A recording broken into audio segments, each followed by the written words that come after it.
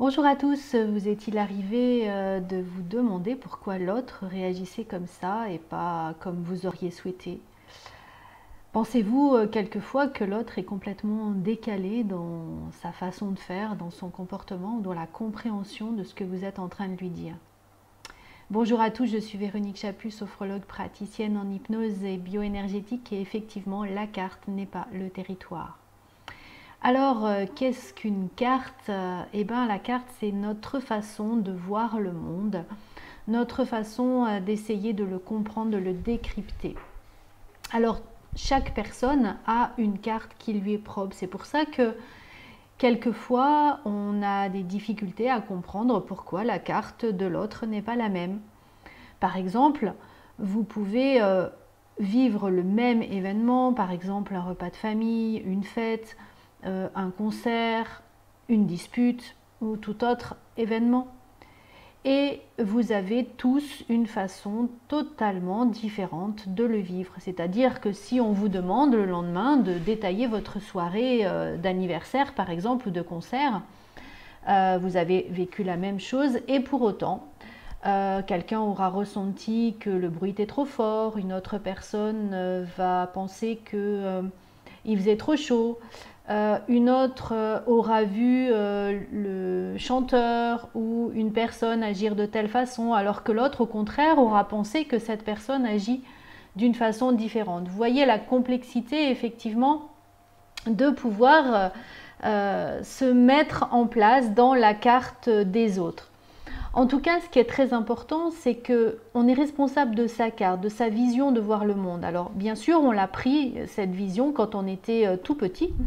On apprend par mimétisme, on apprend par notre éducation, on apprend dans notre société comment être, comment se comporter et comment décrypter les autres. Par exemple, si vous avez eu des parents qui étaient très anxieux, qui avaient peur de sortir le soir, qui avaient peur d'aller dans des endroits où il y a du monde, vous avez tendance à avoir une carte où vous allez vous sentir mal dans ces moments-là. Si vous pensez que c'est dangereux de parler en public et puis que vous grandissez avec ce danger de ne faut pas s'exprimer, peut-être parce que vous en aurez fait l'expérience à un dîner de famille où on vous a obligé à chanter alors que vous n'aviez pas envie et que tout le monde a ri, ou toute autre expérience de ce genre bien entendu. À l'âge adulte, vous gardez cette vision-là. Vous êtes donc responsable de votre carte, de la façon de percevoir le monde, de le comprendre, de communiquer également et de faire. Par contre, si cette carte ne vous convient plus à l'âge adulte, vous pouvez maintenant faire un nouvel apprentissage et commencer à modeler votre propre carte comme elle vous convient. Et c'est là où les techniques, par exemple de sophrologie, d'hypnose, de PNL, vont vous aider, de coaching peut-être, vont vous aider à pouvoir changer votre carte et en tout cas à prendre du recul quand la carte de l'autre ne vous convient pas, de pouvoir lui poser des questions, s'intéresser à mais qu'est-ce qui fait que l'autre voit cette vision, à cette vision-là en tout cas du monde de la vie. Pour ma part, j'aime beaucoup cet exercice, je ne sais pas si vous le voyez, on dessine un 6 ou un 9 et puis on le place devant soi entre deux personnes et en fait on va tous avoir notre façon de voir ce petit 6 ou ce petit 9.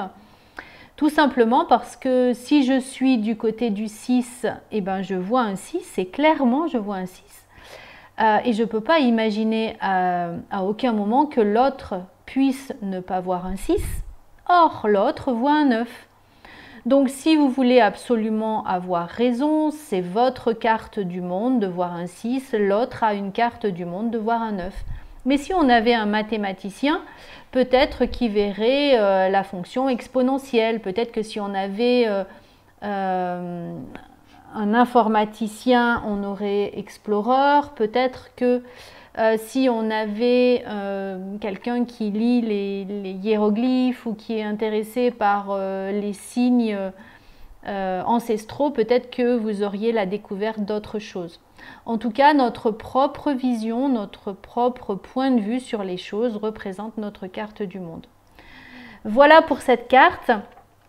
L'idée en tout cas, c'est que chaque fois que quelqu'un n'a pas la même vision que vous, c'est pas pour vous embêter, c'est pas forcément pour avoir raison, c'est pas pour vous donner tort, c'est juste sa façon de voir les choses et la seule chose que vous pouvez faire, c'est essayer de comprendre qu'est-ce qu'il fait dans son éducation, dans ses acquis, dans ses expériences, dans son passé, qui fait qu'il a cette vision-là et peut-être vous enrichir avec cette nouvelle vision et peut-être au contraire avoir envie de garder encore plus votre carte du monde. Voilà.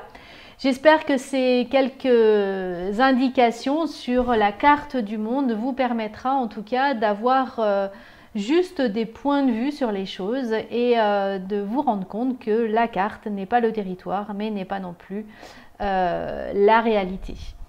Je vous souhaite une belle journée. Ici, il fait particulièrement chaud aujourd'hui, donc restez à l'ombre, prenez soin de vous et je vous souhaite une belle journée.